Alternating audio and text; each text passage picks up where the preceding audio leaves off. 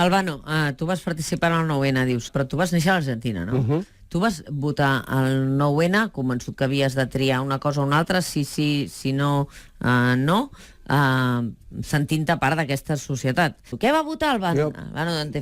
Ho pots dir o no ho pots dir? Ho puc dir i de fet ho he dit altres vegades. Jo vaig, dintre del sobre, vaig posar un cartell que deia no al TTIP, Sí, és veritat, me'n recordava. Recordava d'aquesta. Però això en cap cas era un menysteniment d'aquelles urnes. Al contrari, jo em vaig sentir cridat per aquelles urnes, se m'estava demanant l'opinió, se m'estava donant una oportunitat, jo la vaig fer servir, i quan vaig sortir vaig signar fins i tot aquells papers on es demanava. I per això nosaltres, com a força política, diem que els responsables d'haver posat aquelles urnes no han de ser jutjats. Per això, com podria dir jo una altra cosa si jo vaig participar, encara que hagi votat una cosa que potser no era la que se'm preguntava, però jo vaig participar. On hi hagi una urna, hem de participar. Ara, quieto, parau.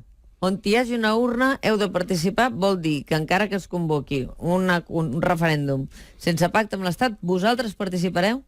Jo insisteixo que no existeix tal cosa... És que la pregunta és molt simple, és sí o no, no hi ha més. Jo, igual que el 9N, vaig participar, perquè vaig pensar que això era una expressió i un avís i una demanda política d'una societat, vaig participar. Òbviament, depèn què es convoqui, com es convoqui, en quin moment arribem, aquesta decisió no la prendré jo com a secretari. Ho consultaràs a les bases. Ho consultarem a les bases. Insisteixo, i aquesta és una opinió del que hem vist fins ara. La idea del referèndum unilateral, com a idea del referèndum que nosaltres creiem que s'hauria de fer, doncs és realment complicat.